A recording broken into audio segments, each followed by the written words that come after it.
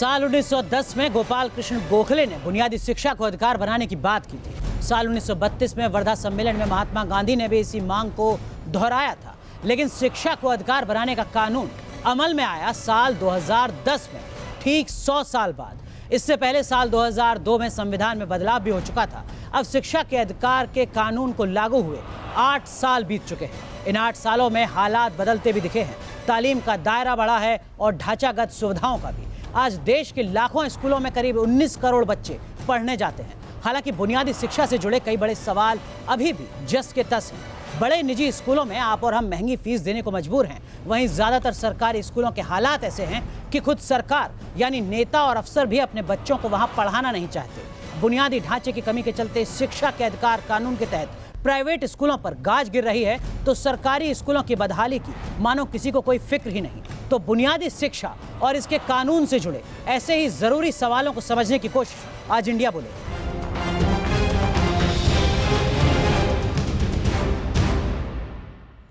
और इस महत्वपूर्ण मुद्दे पर बात करने के लिए हमारे साथ खास मेहमान जुड़ चुके हैं। हमारे साथ राजीव जेटली साहब हैं, आप वरिष्ठ नेता हैं, प्रवक्ता हैं भारतीय जनता पार्टी के। हमारे साथ अभय दुबे साहब जुड़ रहे हैं, आप भी वरिष्ठ नेता हैं और प्रवक्ता हैं कांग्रेस पार्टी के। साथ में यहाँ इंडिया बोले के स्टूडियो में वरिष्ठ पत्रकार मनोज गैरोला जी हमारे साथ जुड़ चुके हैं। हमारे साथ प्रोफेसर वी कुलवंत साहब जुड़ रहे हैं, आप प्रो वाइस चांसलर हैं पतंजलि विश्वविद्यालय के। हमारे साथ जुड़ रहे हैं डॉक्टर के वशिष्ठ साहब, आप बुनियादी शिक्षा को लेकर आपका लंबा अनुभव है, खासकर एनसीईआरटी में। हमारे साथ जुड़ रहे हैं कुलभूषण शर्मा साहब, आप अध्यक्ष हैं नीसा के और आपके कुछ अपनी मांग हैं, कुछ बुनियादी मुद्दे हैं। और हमारे साथ जुड़ रही हैं प्रेमलता गर्ग जी, आप प्रधानाचार्य हैं डीएवी स्कूल की। और आप तमाम खास मेहमानों से सवाल करने के लिए देश की युवा पीढ़ी भी मौजूद है। लेकिन सवाल और जवाब के सिलसिले को आगे बढ़ाएं उससे पहले इसी मुद्दे से जुड़े ये रिपोर्ट। कैसे पढ़ेंगे, कैसे बढ़ेंगे? हिंदुस्तान में शिक्षा व्यवस्था में सुधार को लेकर सालों से बहस होती रही है। 1910 में देश में पहली बार गोपाल कृष्ण गोखले ने शिक्षा के अधिकार का मुद्दा उठाया था। लेकिन हिंदुस्तान में शिक्षा के अधिकार को कानून बनने में 100 साल लग गए। अंदाजा लगाया जा सकता है कि बुनियादी शिक्षा को लेकर सरकारें कितनी गंभीर रही हैं। राइट टू एजुकेशन लागू होने के बाद स्कूलों में बच्चों का नामांकन तो बढ़ा है, लेकिन quality education drop out rate को लेकर स्कूल शिक्षा को सवालों में खड़ा किया जाता रहा है। शिक्षा को लेकर सरकारें कितनी गंभीर हैं, इसके लिए राजस्थान सरकार के सर्व शिक्षा अभियान के बजट पर गौर करते हैं। आंकड़े चौंकाने वाले हैं। आंकड़ों के मुताबिक 2017-18 के दिसंबर तक के बजट का आकलन किया जाए तो राजस्थान सरकार सर्व शिक्षा अभियान के बजट का 92% हिस्सा सिर्फ टीचरों की सैलरी पर खर्च कर रही है। 2008-2009 में बजट का 60% हिस्सा शिक्षकों के वेतन पर खर्च हो रहा था। सरकारी स्कूल बेहाल, प्राइवेट स्कूलों में मोटी फीस से लोग परेशान हैं। इंडिया बोले की खास पेशकश में देश की स्कूल शिक्षा पर बहस कर रहे हैं टीम न्यूज नेशन। और चर्चा की शुरुआत अभय दुबे साहब आपसे। साल 2010 सत्ता में आप थे, तब आपने शिक्षा के अधिकार को कानून के तौर पर सामने रखा था। 8 साल बीत चुके हैं, किस तरीके से आप आंकते हैं शिक्षा के अधिकार के कानून को? देखिए अनुराग जी, एक कांग्रेस के कार्यकर्ता होने की अपेक्षा देश के नागरिक होने के दृष्टिकोण से मैं चाहता हूं कि इस पर हमारा पक्ष आना चाहिए। आज देश में अगर आप एजुकेशन डेवलपमेंट इंडेक्स की रिपोर्ट देखेंगे तो 15,22,346 स्कूल्स हैं, उसमें 55% स्कूल प्राइमरी स्कूल्स हैं। और आपको जानकर आश्चर्य होगा कि जो डिपार्टमेंट ऑफ एजुकेशन के पास स्कूल हैं वो 54% हैं और प्राइवेट स्कूल 19% हैं। एक डेटा सिर्फ मैं देना चाहता हूं आपको कि स्कूल्स जिनके पास इलेक्ट्रिसिटी कनेक्शंस हैं वो प्राइमरी सिर्फ 52% है और ओवरऑल हायर सेकेंडरी तक सिर्फ 62% स्कूल में इलेक्ट्रिसिटी का कनेक्शन है। अभी जावड़ेकर साहब ने बताया कि 11 लाख कुल शिक्षक ऐसे हैं जो क्वालिफाइड नहीं हैं, जिनको बेसिक क्वालिफिकेशन की जो रिक्वायरमेंट है उसको फुलफिल नहीं करते। लेकिन अभय दुबे साहब माफ कीजिएगा, आपको मानस बनाना होगा। जो आंकड़े आप बता रहे हैं इसके जरिए क्या आप सवाल मौजूदा सरकार पर खड़ा कर रहे हैं या फिर अपनी बीती सरकार पर? क्योंकि आप सत्ता में थे तब ये कानून बना था, सवाल है किससे आपका? अनुराग जी देखिए, मैं तो व्यवस्था के सम्मुख ये प्रश्न रख रहा हूं। मैं सरकारों के निरपेक्ष इस बात को रखना चाहता हूं, नहीं तो हम इस चर्चा के साथ न्याय नहीं कर पाएंगे अनुराग जी। इसलिए मैं कहना चाहता हूं, हाँ इस सरकार के लिए मेरे पास आरोप हैं जो मैं इस डिबेट के अगले हिस्से में लगाऊंगा कि किस प्रकार जो एक नई व्यवस्था विकसित की थी नवाचारों की कांग्रेस की सरकार ने, उसको इस वर्तमान सरकार ने डिरेल किया। वो कैसे कंटिन्यूअस कॉम्प्रिहेंसिव इवैल्यूएशन के जो सिस्टम था कि एक निरंतर हमको स्कूल के बच्चों की व्यवहार को लेकर, उनकी पेन पेपर टेस्ट को लेकर कैसे काम करना चाहिए, उसको कोलैप्स कर दिया। उस पर मैं जरूर आगे की डिबेट में ठीक है, लेकिन राजीव जेटली साहब 8 साल बीत चुके हैं शिक्षा के अधिकार कानून के, इसमें 4 साल यूपीए के और 4 साल आपके। आप किस तरीके से आंकते हैं इस कानून को?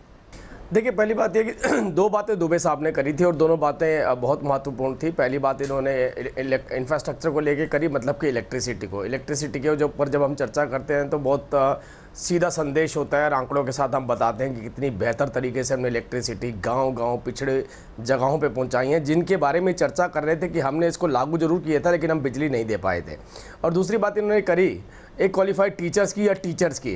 तो मैं एक याद दिलाना चाहता हूँ, कोई भी ऐसा राज्य उठा लीजिए कांग्रेस का, उस राज्य के अंदर टीचर्स की अपॉइंटमेंट हुई हो और वहाँ पर उसको हाई कोर्ट में चुनौती ना दी गई हो, वो बच्चे महरूम रहे अपनी एजुकेशन से जिनको अपॉइंट किया था कांग्रेस की सरकार ने। और तीसरी बात, अगर हम ये बात कहते हैं कि टीचर्स की अपॉइंटमेंट की, तो मैं कांग्रेस के नेताओं को सार्वजनिक मंचों पर खड़ा होकर बोलते हुए सुनता था, जो कहते थे कि मैंने इतने टीचर लगा दिए और इस गांव से और इस शहर से लगा दिए और मैं आगे आऊंगा तो इसी गांव से इतने टीचर और लगा दूंगा। तो सबसे बड़ा प्रश्न चिन्ह तो वो अपॉइंटमेंट के ऊपर लगाते थे, जिसकी बात दुबे साहब ने कही कि क्वालिफाइड टीचर नहीं है। जब आप टीचर्स को भर्ती करेंगे राजनीतिक फायदे के लिए या अन्य फायदे के लिए, तो आप वहां पर अनुराग जी मैं आता हूं, मैं आपके पास भी आऊंगा, दुबे साहब और जेटली साहब आपके पास भी आऊंगा, लेकिन ये और बड़ी बात है 15, 17, 20 साल से भारतीय जनता पार्टी की राज्यों में सरकार है। 8 साल बाद आप किस तरीके से उसको देखते हैं? क्या ये वही कानून है, क्या ये वही अधिकार है जिसका सपना कभी गोपाल कृष्ण गोखले या महात्मा गांधी ने देखा था? शिक्षा का जो कानून सरकार ने जिसने भी दिया हो, हम राजनीति में नहीं जाएंगे, ये बहुत आवश्यक था और बच्चों को मिलना ही चाहिए था और वो देरी से मिला लेकिन मिल गया। 1 अप्रैल 2010 से लागू हो गया। अब लागू होने के बाद हमने कई चीज़ें उसमें व्यवस्थाएं की थी। टीचर पीपुल रेशियो की बात कही थी, 3 साल में हम क्वालिफाइड टीचर प्रोवाइड कर देंगे। 3 साल में? 3 साल में जी। और उसको फिर हम बढ़ाते चले गए आगे और बढ़ाते चले गए। इसके बाद हमने अमेंडमेंट्स करने शुरू किए, तो अब तक 8 या 10 अमेंडमेंट कर दिए उसके ऊपर। और हम ये देख रहे हैं कि हमकी व्यवस्थाओं को जो इम्प्लीमेंटेशन आस्पेक्ट है उस पर थोड़ी समस्याएँ मुझे ज़रूर महसूस हो रही हैं, क्योंकि जब बेसिकली विद्यालय में एक अध्यापक चाहिए, बच्चे वहाँ होने चाहिए, इंफ्रास्ट्रक्चर चाहिए, फैसिलिटीज चाहिए, वो तो हम प्रोवाइड करने की कोशिश कर रहे हैं। अब कितना मिला है ये तो समाज बता रहा है, सब लोग शिकायत कर रहे हैं। कुलवंत साहब, आप अपने अनुभव से किस तरीके से आंकते हैं? क्या आपको लगता है कि शिक्षा वाकई इस देश में अब एक अधिकार बन चुकी है? शिक्षा अधिकार बन चुकी है, इसमें अब कोई शक नहीं है। निःशुल्क शिक्षा का प्रावधान था हमारे भारतवर्ष में, आज भी विदेशों में है। हमारे यहाँ पर बेसिक शिक्षा उसी सिद्धांत के आधार पर चली, किंतु इसका इम्प्लीमेंटेशन जब होने लगा, उस इम्प्लीमेंटेशन में सरकारी स्कूल, गैर सरकारी स्कूल और दोनों का सामंजस्य हो ही नहीं पाया। भूषण शर्मा साहब, अगर वाकई शिक्षा के अधिकार कानून से स्थितियां सुधरी हैं बीते 8 साल में, अगर वाकई इस कानून के बाद वो स्थितियां बन रही हैं जिसकी इस देश में ज़रूरत थी, तो आप शिक्षा बचाओ अभियान के नाम पर विरोध क्यों करते हैं? देखो, जो बात सभी कह रहे हैं कि ऐसी परिस्थितियां इससे बहुत अच्छी नहीं बनी। अगर बनी होती तो आज जगह जगह पर अभिभावक झंडे लेकर खड़े ना होते, स्कूलों में एडमिशन के लिए झगड़ा ना हो रहा होता, प्राइवेट स्कूल बंद ना हो रहे होते, गवर्नमेंट स्कूलों को बंद ना करना पड़ रहा होता। आज राजस्थान में 15,000 स्कूल बंद किए गए, सरकारी स्कूल 40,000 के करीब आंकड़े हैं कि बंद कर दिए गए, प्राइवेट स्कूल 1 लाख पर तलवार लटकी हुई है कि इनको बंद कर दिया जाए। क्यों बंद किया जा रहा है इनको? आरटी के ऐसे नॉर्म्स बना दिए गए जो वो पूरे नहीं हो रहे। अब आरटी में अगर बच्चे बच्चे तक शिक्षा पहुंचानी है तो बच्चों की तो जनसंख्या बढ़ रही है, तो स्कूलों की जनसंख्या बढ़नी चाहिए ना कि घटनी चाहिए। प्रेमलता गर्ग जी, आप किस तरीके से देखते हैं? आप प्रिंसिपल हैं, आपको नहीं लगता कि एक बुनियादी ढांचा हर स्कूल के लिए ज़रूरी है, बेहतर शिक्षा के बेहतर माहौल के लिए ज़रूरी है? बुनियादी ढांचा होना आवश्यक है और शिक्षा की बुनियाद है शिक्षार्थी और शिक्षक। अगर हमारे पास बच्चे हैं और अच्छे शिक्षक हैं, एक वो भी समय था जब पेड़ के नीचे बैठकर शिक्षा दी जाती थी, एक वो भावना की शायद कहीं कमी है। मनोज गैरोला साहब, ये जो इंफ्रास्ट्रक्चर का मुद्दा है और जिसके चलते जैसा कुलभूषण जी कह रहे हैं कि देखिए बड़ी संख्या में स्कूल बंद हो रहे हैं, आपको क्या लगता है प्राथमिकता क्या होनी चाहिए, इंफ्रास्ट्रक्चर या क्वालिटी ऑफ एजुकेशन? जी देखिए, ऐसा है कि हमारा जो एजुकेशन सिस्टम की जो बेसिक समस्या है वो क्या है? समस्या ये है कि हमने यूनिवर्सल एक्सेस की तरफ तो ध्यान दिया, लेकिन क्वालिटी ऑफ एजुकेशन को हमने की तरफ हमारा ध्यान बिल्कुल भी नहीं था। अगर मैं एक छोटा सा उदाहरण आपको, आप ये देखिएगा कि जो समस्याएं हमारे एजुकेशन सिस्टम में आज से 30 साल पहले थी, वही समस्याएं सारी की सारी आज भी हैं।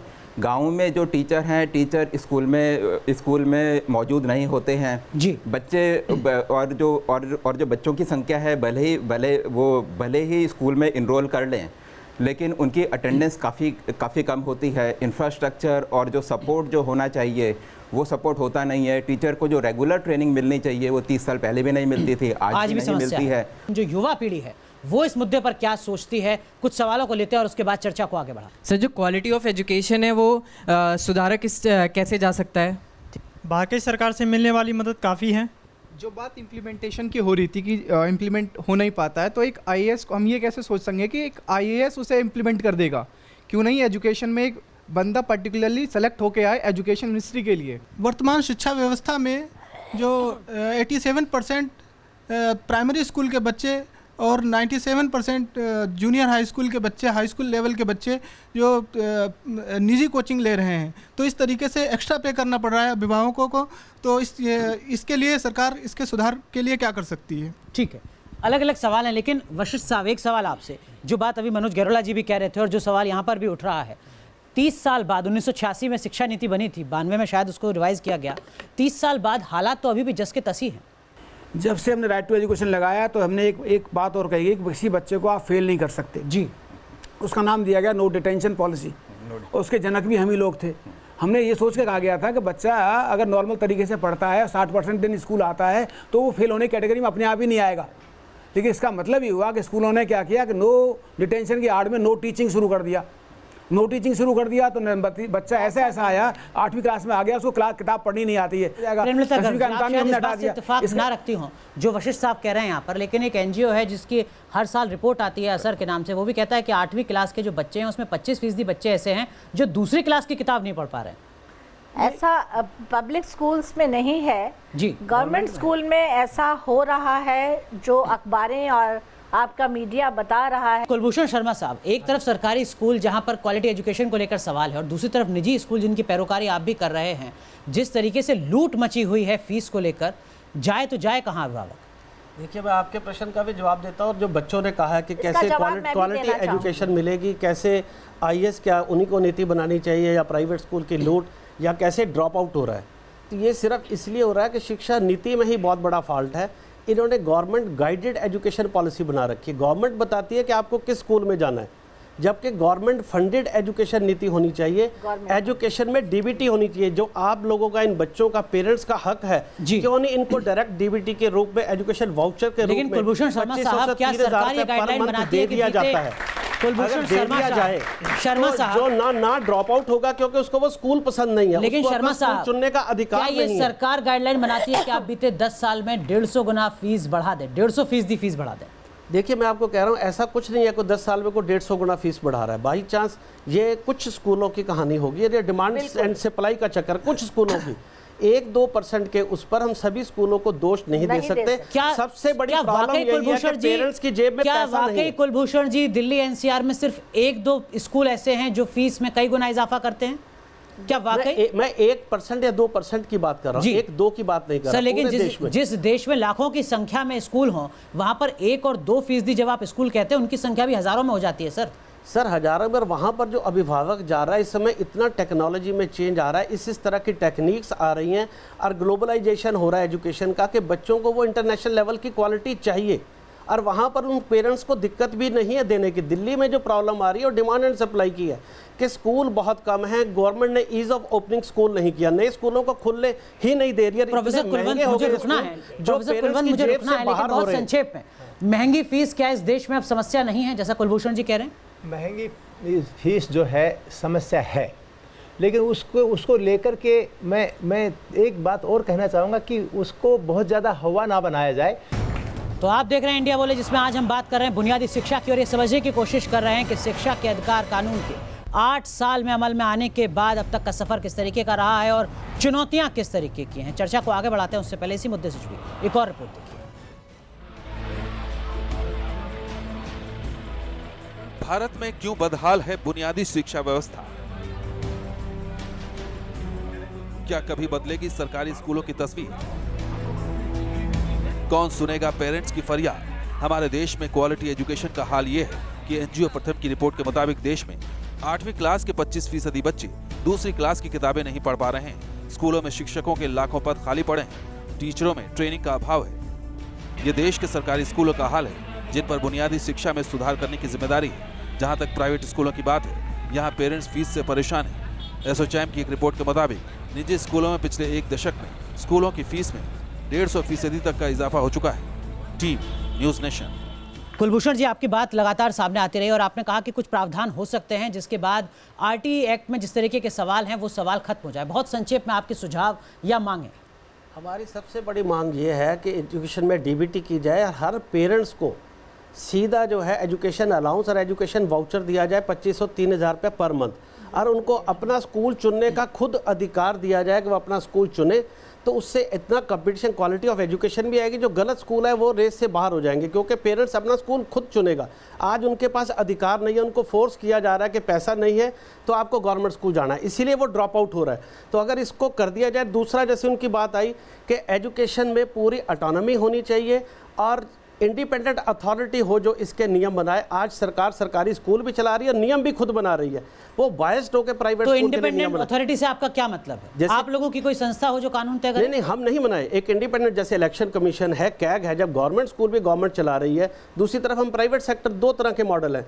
तो नियम फिर कल को इस तरीके से हेल्थ सेक्टर में मांग उठ जाएगी, वो भी कहेंगे कि आप अगर कोई अच्छे नियम बनते हैं, बिना बायस्ड होकर न्यूट्रल नियम बनते हैं, तो देश में कसूर क्या है? अगर चुनाव आयोग भी सरकार के अंडर होता तो क्या निष्पक्ष चुनाव हो सकते थे? सरकारें ईमानदार नहीं रही है शिक्षा को लेकर? बिल्कुल, हम तो साफ कह रहे हैं कि बिल्कुल नहीं है ईमानदार, बिल्कुल नहीं ईमानदार है। प्रेमलता जी, आप कुछ कह रहे हैं? देखिए, सबसे पहली बात तो यह है कि हमारे देश में जितने बच्चे हैं उतने स्कूल नहीं है, जितने स्कूल हैं जितने बच्चे हैं उतने टीचर्स नहीं हैं।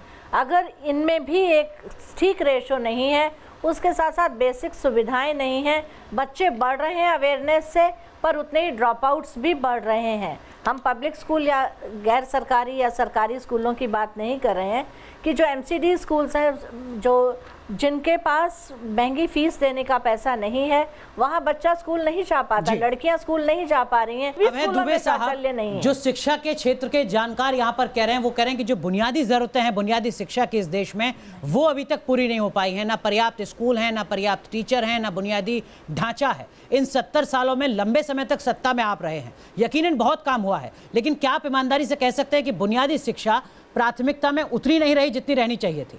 नहीं, देखिए, कई माइलस्टोन्स रखे गए हैं बुनियादी शिक्षा को लेकर, जैसे शिक्षा का अधिकार कानून ही है, मगर हमको समय समय पर उसको रिव्यू भी करना होगा।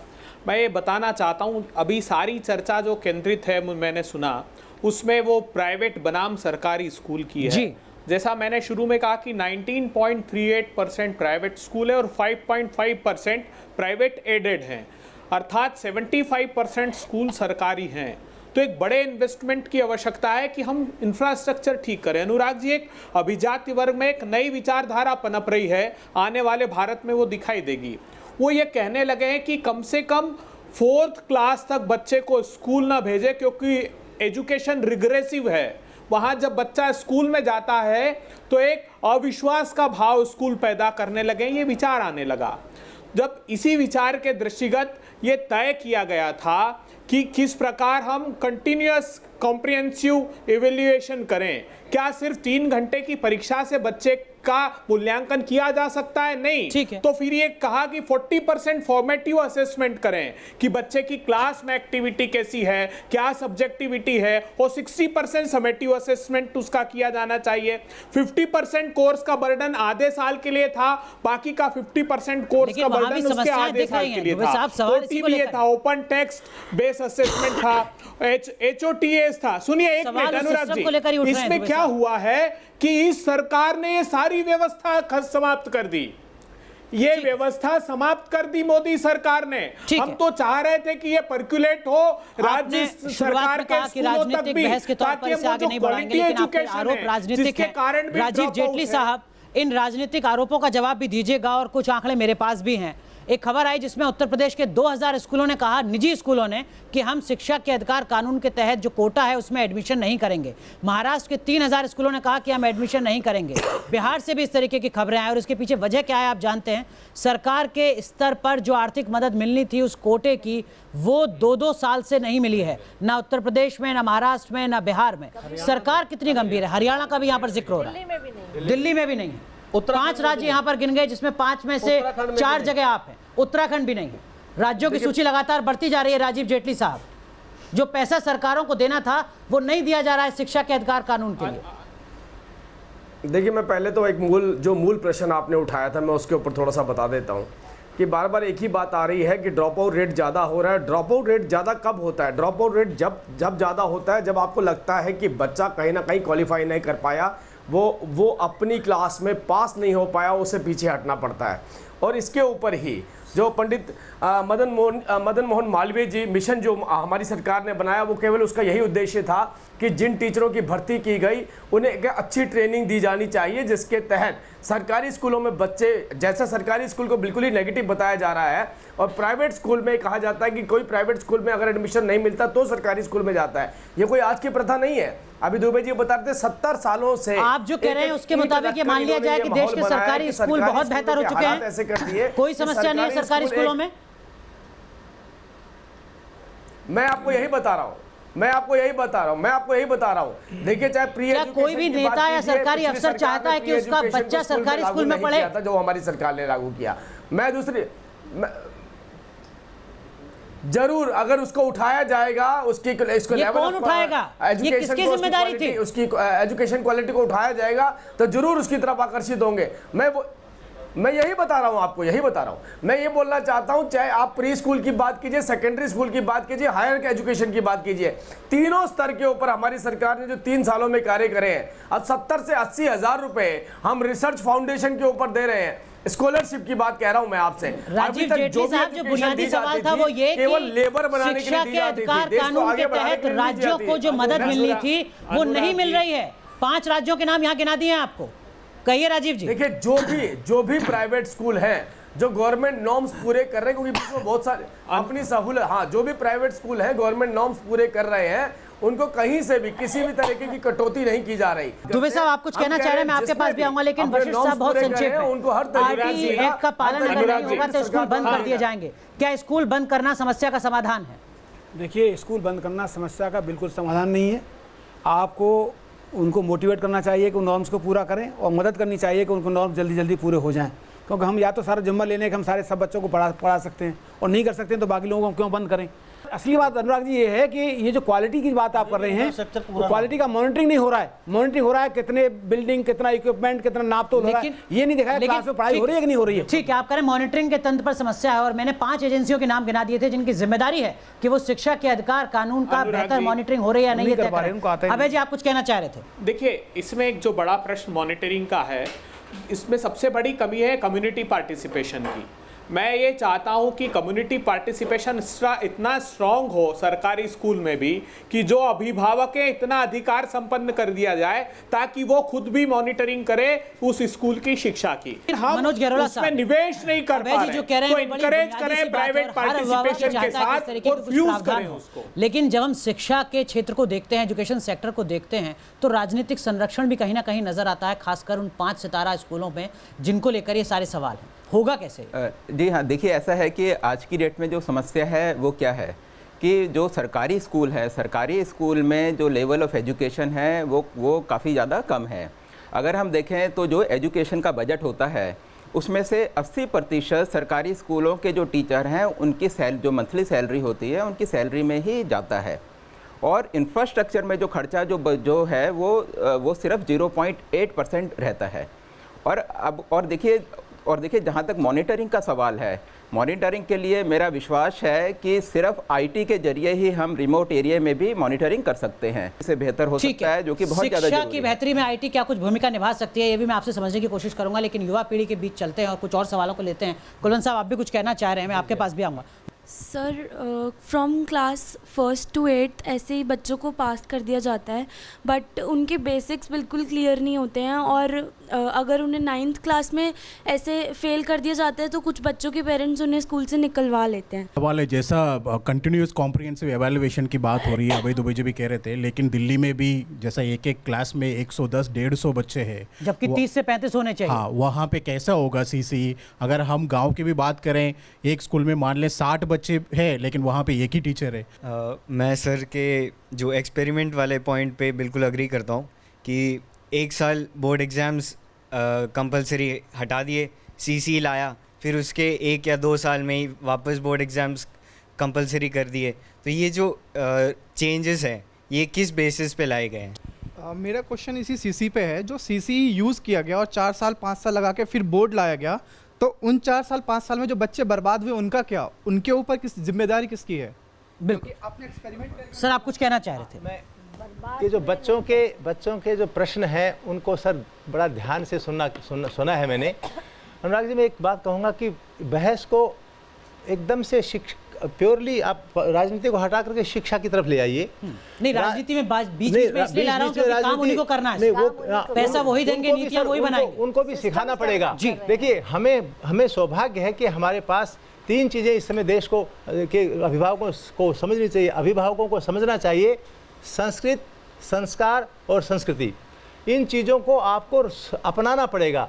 संस्कार नहीं होगा, संस्कृत नहीं होगी और संस्कृति नहीं होगी तो कोई भी शिक्षा किसी काम की नहीं। ठीक है, कुलभूषण जी आप कुछ कहना चाह रहे हैं, लेकिन मनोज गैरोला साहब, आपने कहा कि आईटी जो है वो स्थिति को सुधार सकती है। जब हम एजुकेशन सेक्टर के रिफॉर्म की बात करते हैं तो क्या वहां पर भी आईटी हालात को सुधार सकती है, मॉनिटरिंग के अलावा?